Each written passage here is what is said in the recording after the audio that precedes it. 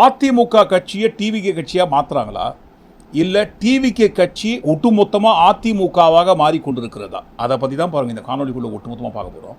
புதிய பூமி நண்பர்கள் அனைவருக்கும் வணக்கம். நான் ராஜ்பாபு. மயிலாடுதுறை சாந்தங்குடி என்கின்ற கிராமத்தில் நடந்திருப்பது ஆணவ கொலையா?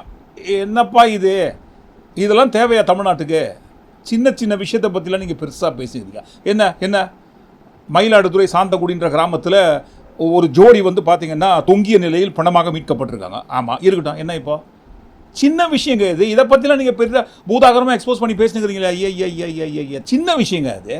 அதை போய் நீங்கள் தேவையில்லாமல் பெருசாக பேசுனுக்கிறீங்க. இருவேறு சமூகத்தை சேர்ந்தவர்கள் காதல் சேர்ந்துருக்காங்க. அவங்க 2 பேருக்கும் 18 வயசு ஆகலை அப்படின்ட்டு விசாரிச்சுருக்கிறாங்க. திடீர்னு பாருங்கள், அவங்க 2 பேரும் தொங்கிய நிலையில் இருக்கிறாங்க, பிணமாக மீட்டெடுக்கிறாங்க.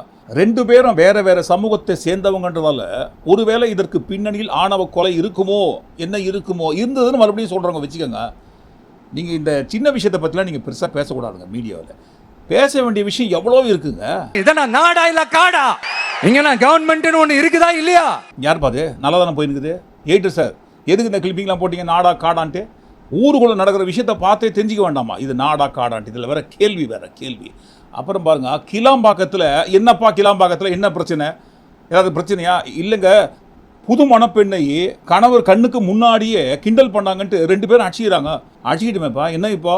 இல்லைங்க, கிளாம்பாக்கம் பஸ் ஸ்டாண்டில் அவ்வளவு கூட்டத்துக்கு மத்தியில் அந்த சண்டை ரொம்ப நேரம் நடக்குதுங்க. நடக்கட்டும், விடிய நடக்கட்டும், 2 நாள் நடக்கட்டும், 3 நாள் நடக்கட்டும், அதை மாதம் ஃபுல்லாக கூட அந்த சண்டை நடக்கட்டும்ன்ற நான். நீங்கள் ஏன் கேட்குறீங்க அதெல்லாம்? இல்லைங்க, இந்த சிங்கப்பெண் சிறப்பு அதிரடிப்படை கொண்டு வந்தாங்க. ஆமாம்.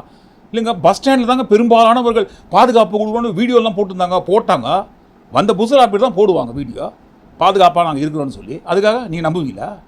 எப்பவுமே அவங்க தான் பாதுகாப்பாக இருப்பாங்களா? இல்லைங்க, அப்படி தானே சொன்னாங்க. 300 கோடிக்கு மேலே பட்ஜெட்லாம் ஒதுக்கி பொது வெளியில் பெண்களுக்கு இந்த மாதிரி தொல்லை கொடுக்குறவங்க யாராக இருந்தாலும் நாங்கள் பாதுகாப்பு கொடுப்போம்னு சொன்னாங்களே. ஐயோ, மறுபடியும் என்னங்க நீங்கள் வாழைப்பழம் காமெடி மாதிரி சொன்னதோடு இருக்கட்டும்.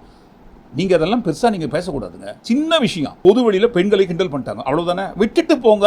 இதை விட பேசுறதுக்கு பெரிய விஷயம் இருக்குங்க. சென்னை பல்லாவரத்தில் என்னப்பா? சென்னை பல்லாவரத்தில் என்ன முதல்ல ஏன் இழுக்குறீங்க? சென்னை பல்லாவரத்தில் அவ்வளவுதான். என்ன நடந்துச்சு பல்லாவரத்தில்? இல்லைங்க, நடு ரோட்டில் ஆம்புலன்ஸுக்கு கூட வழி விடாமல் பேரிகார்டை இழுத்து வச்சுன்னு அந்த ஆட்டோ போயிட்டே இருக்கிறாங்க. போட்டோன்றப்பா நான். இல்லைங்க, ஆம்புலன்ஸுக்கு கூட வழி விடாமல் நடு ரோட்டில் அட்ராசிட்டி பண்ணுவாங்க. அப்படிதான் பண்ணுவாங்க. என்ன இப்போ ஆம்புலன்ஸ்க்கு வழி இல்லை, அந்த ஆம்புலன்ஸ்குள்ளே இருக்கிறவர் உசுருக்கு போராடினுக்கான்னு வச்சுப்போமே. ஆமாம், அப்படி தான் உசுருக்கு போராடினுக்கும் போது இந்த மாதிரிலாம் அட்ராசிட்டி பண்ணுவாங்க. பண்ணக்கூடாதா? வர பார்த்தீங்கன்னா மீடியாவில் எந்த விஷயத்தை பற்றி பேசணும், எந்த விஷயத்தை பற்றி பேசக்கூடாதுன்ட்டு யாருக்குமே தெரியாமல் இருக்குது. ட்ரைனிங் கொடுக்கணும். இதெல்லாம் சின்ன விஷயம், இதெல்லாம் பேசக்கூடாது. இதை விட பெரிய விஷயம்லாம் ஊருக்குள்ளே இருக்குங்க. அதை பற்றி பேசுங்க. நடு ரோட்டில் மறுபடியும் சொன்னோம் இல்லைங்களா, அந்த ஹெட்டிங் இழுக்காதீங்க நடு ரோட்லன்ட்டு. என்ன, எதை பற்றி நீங்கள் பேசக்கூடாது? நான் சொன்னேன் இல்லைங்களா, முக்கியமான விஷயம் நிறைய இருக்குன்ட்டு அதை பற்றி பேசணும். எதை பற்றிங்க? அதான் நான் முக்கியமான விஷயம் ஊருக்குள்ளே போயிருந்தீங்களா, நாட்டு மக்களுக்கு தேவையான விஷயம். ஓஹோ, அந்த விஷயமா பேசிடுவோம். யோக்கியம் வரான் சொம்ப தூக்கி உள்ளவை. அடேங்கப்பா, என்ன பிரமாதமான எட்டிங்க. இதுதான் சார் நாட்டுக்கு தேவை. இப்போ இந்த மாதிரி தலைப்புச் செய்திகள் தான் நாட்டுக்கு தேவை. இந்த தலைப்புச் செய்திக்கு பின்னாடி இந்த மாதிரி விஷயங்கள் தான் இப்போ நாட்டுக்கு தேவை. அப்படியா? நாட்டுக்கு தேவையான செய்தியை பற்றி பேசுவீங்களா? அம்மா எப்போ பார்த்தாலும் பெண்களுக்கு எதிரான குற்றங்கள், ஆணவ கொலை நடக்குது, 12 கொலை நடக்குது, 120 கொலை நடக்குது, அதெல்லாம் பேசாதீங்க. சாதாரண விஷயத்தை பற்றி இப்போ பேசுனீங்கன்னா அது யோக்கியம் வரான் சொம்ப தூக்கி உள்ளவை. யார் அந்த யோகியர்? ஏதோ வரா இல்லைங்களா சார்?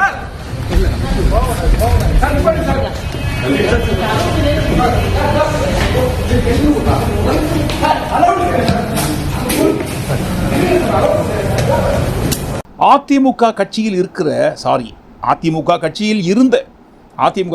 இருந்த விஜயபாஸ்கர், ஒரு 2-3 விஜயபாஸ்கர் இருக்காங்களா, குழப்பமாகி போயிடும். எம்ஆர் விஜயபாஸ்கர் அவர் எவ்வளோ வேகமாக போகிறார் பார்த்தீங்களா? வழிவிடுங்க. யாரும் என் கண்ணுக்கு முன்னாடி எதிர்க்க நிற்கக்கூடாது. இதுக்கு எக்ஸ்பிரஸ் ட்ரெயினை விட இவ்வளோ வேகமாக போகிறாரு. தமிழ்நாட்டை காப்பாற்றுறதுக்குங்க. தமிழ்நாடு அதில் பாதாளத்துக்கு போயினுக்குது. அதில் பாதாளத்துக்கு போகாமல் இருக்கிறதுக்காக தமிழ்நாட்டை காப்பாற்றுறதுக்கு தான் அவ்வளோ வேகம். வழிவிடுங்க. எம்எல்ஏ பதவி நான் ராஜினாமா பண்ணணும். ராஜினாமா பண்ணுறதுக்கு குறுக்க யார் வந்தாலும் நிற்க மாட்டோம். வழிவிடுங்க. என்னையா நடு ரோட்டில் கேமரா எடுத்துன்னு வர ஓரமாக போ. நாட்டை காப்பாற்றுறதுக்கு நான் வேகமாக போயின்னுக்கிறேன், குறுக்க மடுக்க நண்டுக்குன்னு. யாராவது குறுக்க வந்தீங்க பாப்பா தமிழ்நாட்டையும் தமிழ்நாட்டு மக்களையும் வாழ வைக்கிறதுல இவங்களுக்கு தான் எவ்வளவு கருணை எவ்வளவு அக்கறை. வாழ வைக்கிறதுக்காக, தமிழ்நாட்டு மக்களை வாழ வைப்பதற்காக பதவியை பாருங்க துச்சமாக மதித்து, அதுவும் எவ்வளவு வேகமாக போயிட்டு ராஜினாமா பண்ணுறாரு. யாராவது என்னை தடுத்தீங்க அவ்வளவுதான், கேமரான்னு கூட பார்க்க மாட்டேன்ட்டு எவ்வளவு வெறிங்க, மக்களை காப்பாற்றுற வெறிங்க. தொடர்ந்து அதிமுக கட்சி எம்எல்ஏக்கள் ராஜினாமா பண்ணிட்டே இருக்காங்க. முதல்ல 4 பேர், அப்புறம் விஜயபாஸ்கர், இந்த விஜயபாஸ்கர் கிடையாதுங்க, சி விஜயபாஸ்கர், 2-3 விஜயபாஸ்கர் இருக்காங்கன்னு சொன்னோம் இல்லைங்களா, அதில் சி விஜயபாஸ்கர், அடுத்து இப்போ பாருங்க எம்ஆர் விஜயபாஸ்கர். இவர்கள் அனைவரும் அதிமுக கட்சியை சேர்ந்த எம்எல்ஏக்கள், இவர்கள் அனைவரும் ராஜினாமா செய்வது இவர்களின் கட்சி பொறுப்பை அல்ல. இந்த இடத்துல மிக முக்கியமான அந்த விஷயத்தை பின் பாயிண்ட் பண்ணி பார்க்கணும். இவங்க எல்லாருமே அதிமுக கட்சியோட பொறுப்பை ராஜினாமா பண்ணிட்டு வரலங்க. இவர்கள் மீது நம்பிக்கை வைத்து ஓட்டு போட்டாங்க இல்லைங்களா, அதிமுக கட்சியோட தொண்டர்கள் மக்கள் ஓட்டு போட்டாங்க இல்லைங்களா, அந்த ஓட்டு போட்டு மக்களால் தேர்ந்தெடுக்கப்பட்ட எம்எல்ஏக்கள் பதவியை ராஜினாமா பண்ணிட்டு வராங்க. அப்படி ராஜினாமா பண்ணிட்டு வரவங்க சொல்லி வச்ச மாதிரி எல்லாருமே பாருங்க டிவிகே கட்சி நோக்கியே போகிறாங்க. அந்த இடத்துல தான் அதிமுக கட்சி டிவிகே கட்சியாக மாற்றத்துக்கு முயற்சி பண்ணுறாங்களா, இல்லை டிவிகே கட்சி தான் அதிமுக கட்சியாக ஒட்டுமொத்தமாக மாறுகிறதா அப்படின்ற கேள்வி தான் மக்கள் இன்றைக்கு கேட்டுக்கொண்டிருக்கும் கேள்வி. ஏன்பா எல்லாரும் அதிமுக கட்சியை விட்டுட்டு ராஜினாமா பண்ண கையோட டிவிகே கட்சியை நோக்கியே போகிறீங்கன்னு கேட்டால், சொல்லி வைத்ததை போல எல்லாரும் சொல்லி வைத்த ஒரே டைலாக சொல்லுவாங்க, அதிமுக எடப்பாடி பழனிசாமி துரோகம் பண்ணிட்டாரு. என்ன துரோகம் பண்ணிட்டாருங்க, திமுக கட்சியோட கூட்டணி வைத்துக்கொண்டு ஆட்சி அமைக்கிறதுக்கு ட்ரை பண்ணாங்க. எப்போங்க, அது மே 4ஆம் தேதிக்கு பிறகு ரிசல்ட் வந்தது இல்லைங்களா, அந்த ரிசல்ட் வந்த மறுநாளே எந்த கட்சிக்குமே மெஜாரிட்டி இல்லாமல் போனதால் ஆட்சி அமைப்பதற்கு தேவைப்படுகின்ற அந்த மெஜாரிட்டிக்காக திமுக அதிமுக 2 பேரும் இணைந்து ஆட்சி அமைத்தால் என்னன்னு பேசினாங்க. இது பாருங்க எம்ஜிஆர் அவர்களுக்கும் எங்கள் அம்மா ஜெயலலிதா அவர்களுக்கும் செய்த துரோகமாக பார்க்கிறோம். அதுக்காக தான் பாருங்க எடப்பாடி பழனிசாமி செய்த இந்த துரோகத்திற்கு தக்க பாடம் புகட்ட வேண்டும். அதனால தான் பாருங்க எங்களால் தாங்க முடியாமல் ராஜினாமா பண்ணுறோன்ட்டு சொல்லி வைத்ததை போல இதே டைலாக் தான் பேசுகிறாங்க. சொன்னதை சொல்லும் கிளிப்பிள்ளை போல அதிமுக கட்சியில் இருக்கிறவங்க தான் ராஜினாமா பண்ணிட்டு வரவங்க எல்லாரும் ஒன் பை ஒன்னா இதே பல்லவியை பாடுறாங்கன்னு பார்த்தா, அந்த வரிசையில் பாருங்க அதிமுக கட்சி, நீங்கள் ஏங்க திமுக கூட்டணி விட்டு வெளியே போகிறீங்கன்னு கேட்டால், ஆமாங்க இப்போ பாருங்கள் 2 கட்சியும் கூட்டணி வைத்து ஆட்சி அமைப்பதற்கு பேசினாங்க. எப்போ பேசுனாங்க, அதான் சொன்னோம் இல்லைங்களா, தேர்தல் ரிசல்ட் வந்த அன்றைக்கே பேசினாங்கன்ட்டு. அப்போ பேசுறதுக்கு இப்போ எங்களுக்கு ரோஷம் வந்துடுச்சு. ஆமாம், அண்ணா திமுகவோடு சேர்ந்து திமுக முயற்சி பண்ணுறது அது பிஜேபியினுடைய நேரடியான ஆட்சின்னு சொல்லி தான் இன்னைக்கு வெளியே இருக்கிறோம். அதுதான் நாங்கள் வந்ததுக்கான காரணம். அதனால் பாருங்கள் இந்த துரோகம் எங்களால் தாங்க முடியாமல் நாங்கள் வெளியே போகிறோன்ட்டு அவங்களும் பாருங்கள் மதிமுக கட்சி சேர்ந்தவங்களும் வேமா சூசோ இல்லாமல் இப்படியே இந்த காரணத்தை சொல்கிறாங்க. இந்த வடிவேலு காமெடியில் எல்லாரும் சாப்பிட்டுட்டு அந்த பில்லை என் கணக்கில் சேர்த்துங்கப்பா சொல்லும்போது நீமா அப்படின்னு கேட்பார் இல்லைங்களா அந்த சர்வர், அந்த மாதிரி தான் நீங்களுமாப்பா. அதிமுக தான் அந்த பல்லவியை பாடினாங்கன்னா அந்த பல்லவி பாடின விட்ட இடத்துலேருந்து நீங்கள் இப்போ பாடுறீங்களா? சரி, இந்த ரோஷம், இந்த கோபம், இந்த பொங்கறது இதெல்லாம் எப்போ வந்ததுங்க? 50 நாட்களுக்கு முன்பாக திமுக அதிமுக கட்சி ஆட்சி அமைப்பதற்கு பேசுனாங்கன்னு சொல்லியிருந்தா அன்றைக்கே போயிருக்க வேண்டியதுனே. ஏன் இந்த ரோஷன் லேட்டாக வருதுங்க? சரி, லேட்டாக வரது கூட இருக்கட்டுங்க, அதிமுக கட்சி டைலாக நீங்கள் பேசுறது கூட இருக்கட்டும். ஆனால் நம்ம சைக்கோ சார் இது வைகோ சார் டங்கு ஸ்லிப் ஆயிடுச்சுங்க இந்த இடத்துல. உண்மையிலே டங்கு ஸ்லிப் ஆயிடுச்சு. வைகோ சார் இருக்கார் இல்லைங்களா, அவர் அப்படி சொன்னீங்களே முதல்ல. ஃபஸ்ட்டு என்ன சொன்னாருங்க, அதாவது பாருங்க முதல்வர் விஜய் அவர்கள் என்னிடம் சொன்னார். என்ன சொன்னார்? உங்கள் 2 கட்சி எம்எல்ஏக்களை ராஜினாமா செய்ய சொல்லுங்க. ராஜினாமா பண்ணால் இடைத்தேர்தல் வரும்.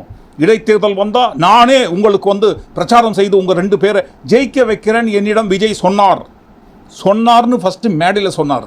சீர்காழி எம்எல்ஏ நேற்று காலையில் அவரையும் செல்வரையும் ராஜேந்திரனையும் கூப்பிட்டு 2 பேரும் ராஜினாமா பண்ணா ஜெயிக்க வைக்கிறேன்னு சிஎம் சொல்றார்.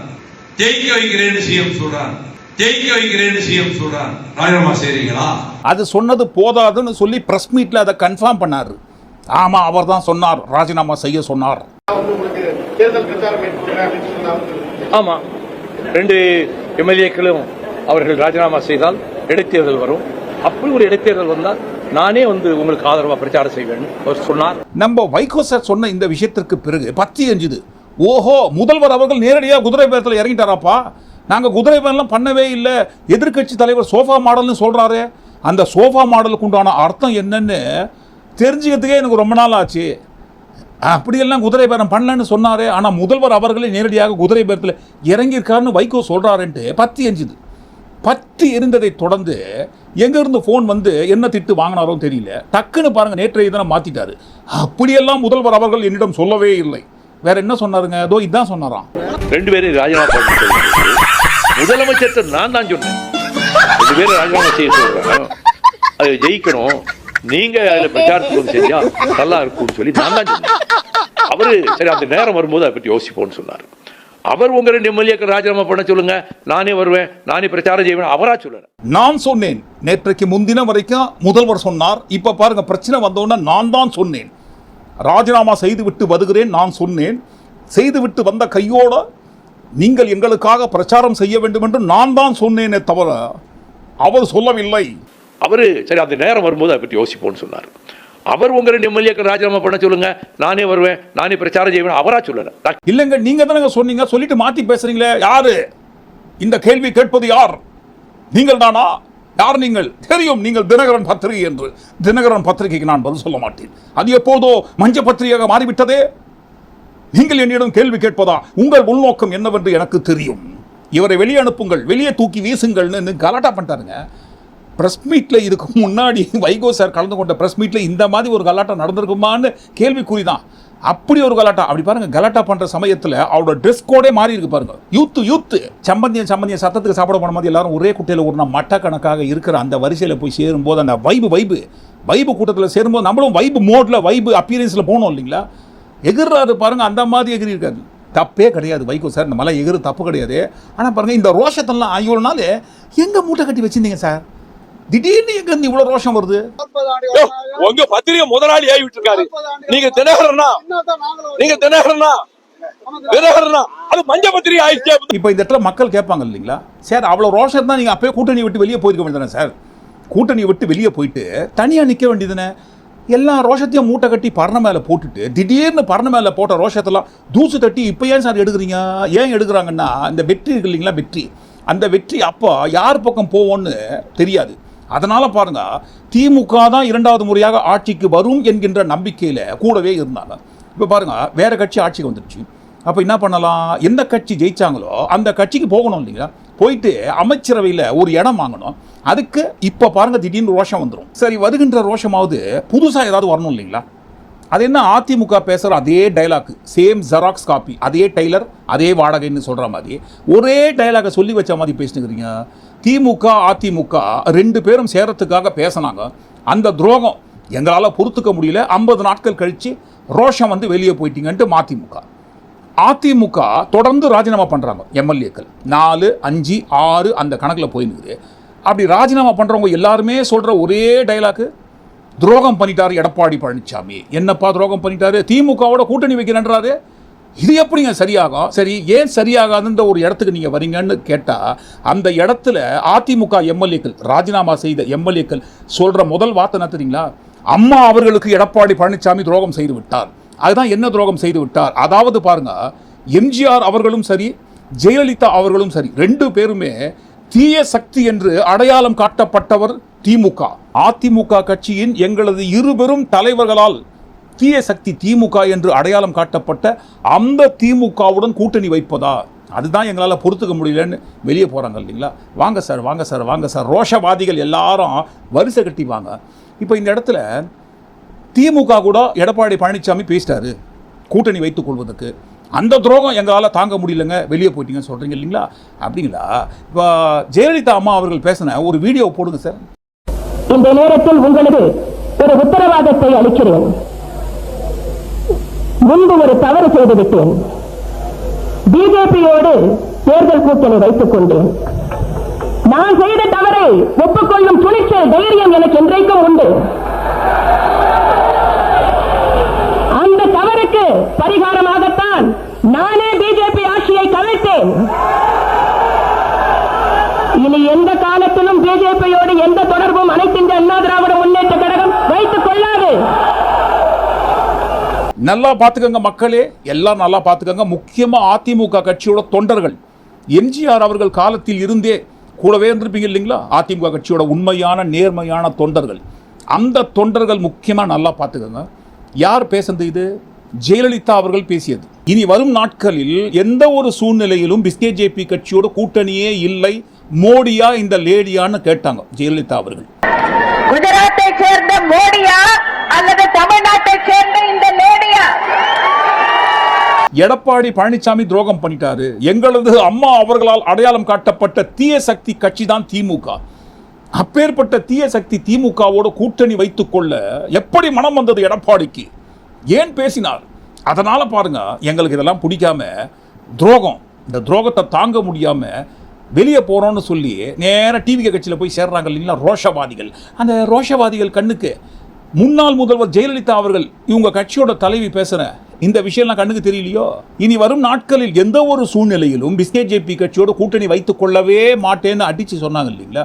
அப்போ அம்மா அவர்கள் வார்த்தைக்கு மரியாதை கொடுக்கணும்னு சொன்னா, திமுக தீய சக்தின்னு சொன்னாங்க இல்லைங்களா, அந்த வார்த்தைக்கு அம்மாவை ஃபாலோ பண்ணி மரியாதை கொடுக்கணும்னு சொன்னா, பிஜேபி கட்சியோட கூட்டணி வைத்துக் கொள்ள மாட்டேன்னு அம்மா சொன்னாங்க இல்லைங்களா, அந்த வார்த்தையை மீறி நீங்க எப்படி செயல்படுவீங்க?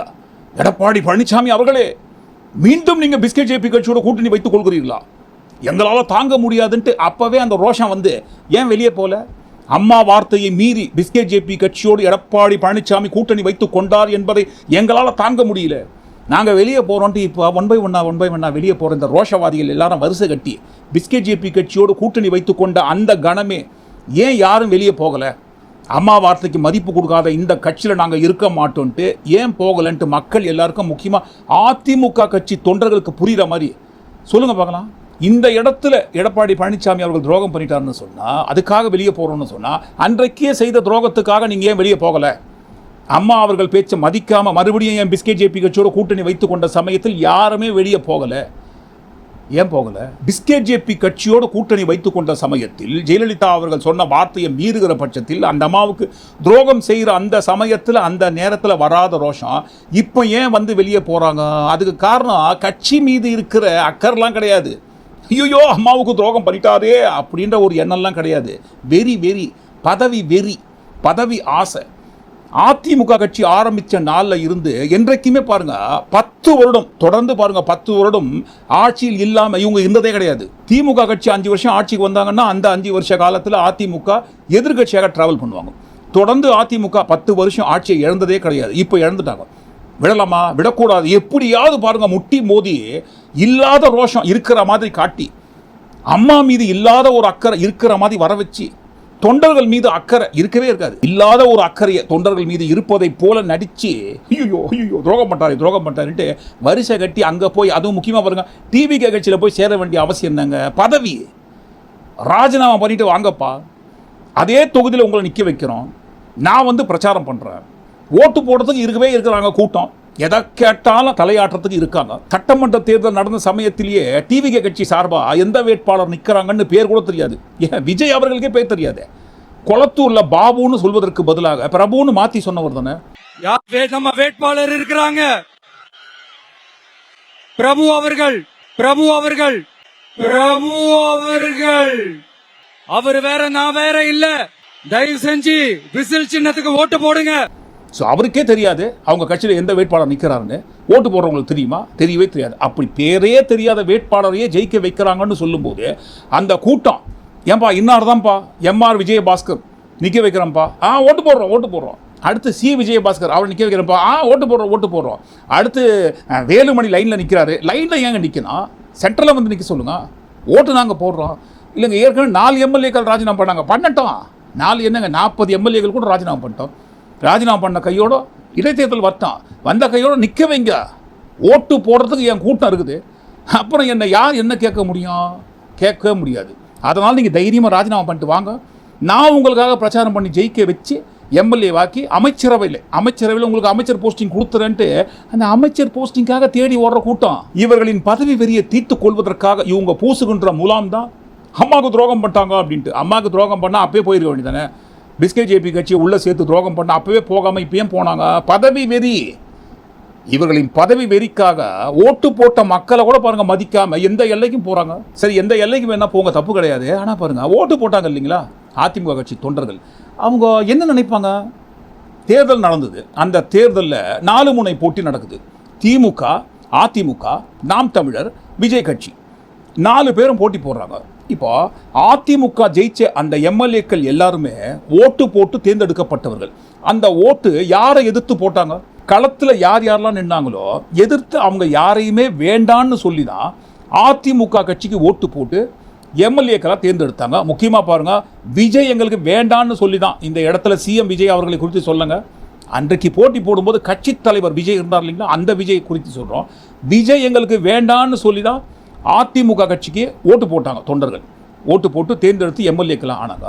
இப்போ எந்த விஜய் வேண்டான்னு சொல்லி அந்த விஜயை எதிர்த்து உங்களுக்கு வாக்களித்து எம்எல்ஏ போஸ்டிங்கில் உட்கார வச்சாங்களோ அந்த தொண்டர்களின் உணர்வுகளுக்கு மதிப்பு கொடுக்காம எம்எல்ஏ பதவியை ராஜினாமா பண்ண கையோடு எந்த விஜயை வேண்டாம்னு உங்களுக்கு எதிர்த்து வாக்களிச்சாங்களோ அந்த விஜய் அவர்கள் தான் எங்களுக்கு வேணும்னு போகும்போது அப்போ தெரியலைங்களா அதிமுக கட்சி தொண்டர்கள் உணர்வு, ரோஷம், அம்மாவோட கட்சி இந்த மாதிரி ஆகுதுன்னு சொல்லி.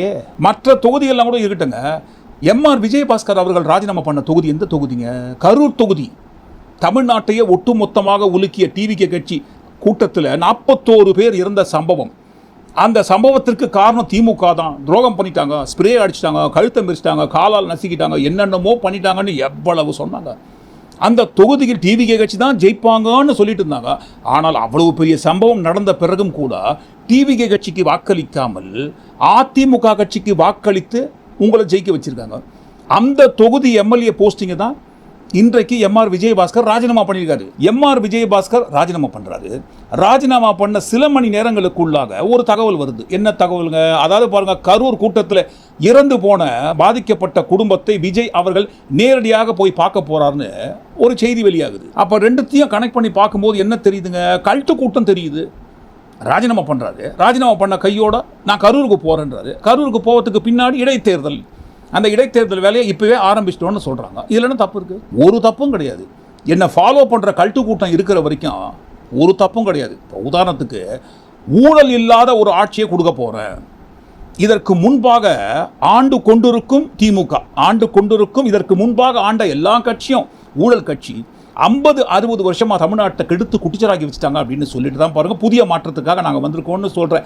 இந்த மாற்றத்துக்கு சொந்தக்காரராக இருக்கிற இந்த டிவிகே கட்சிக்குள்ளே இருக்கிறவங்க எல்லாருமே ஊழல்வாதிகள். புதுசாக கட்சிக்குள்ளே வந்து போஸ்டிங்கில் இருக்கிறவங்க செய்கிற ஊழல்லாம் ஒரு ஓரமாகட்டும். இது குறித்து நேற்றைய தினம் ஒரு காணொலி பதிவு பண்ணியிருந்தோம். ஏற்கனவே ஊழல்வாதிகளாக ஊறி போனவங்க வந்து சேருகின்ற ஊழல்வாதி வரிசைகள். சி விஜயபாஸ்கர் யாருங்க? தேச தியாகி, சுதந்திர போராட்ட வீரர். அன்னை தெரசாவே மிஞ்சக்கூடிய தொண்டு நிறுவனம் நடத்தி 98 காலத்தில் இருந்து மக்களுக்கு சேவையாற்றும் தொண்டு தியாகிங்க. அதிமுக ஆட்சியில் சுகாதாரத்துறை அமைச்சராக இருந்தவர். எந்த துறைங்க? சுகாதாரத்துறை, மருத்துவத்துறை. அந்த மருத்துவத்துறை சுகாதாரத்துறை அமைச்சராக இருந்த சி விஜயபாஸ்கர் அவர்கள் தலைமையில் நடந்த 1000 கோடி குட்கா ஊழல் லஞ்சம். இந்த குட்கா விற்பனையாளர்கள்கிட்ட மறைமுகமாக பெறப்பட்ட 1000 கோடி ரூபாய் காசு. அவர் மீது வழக்கு இருக்கு.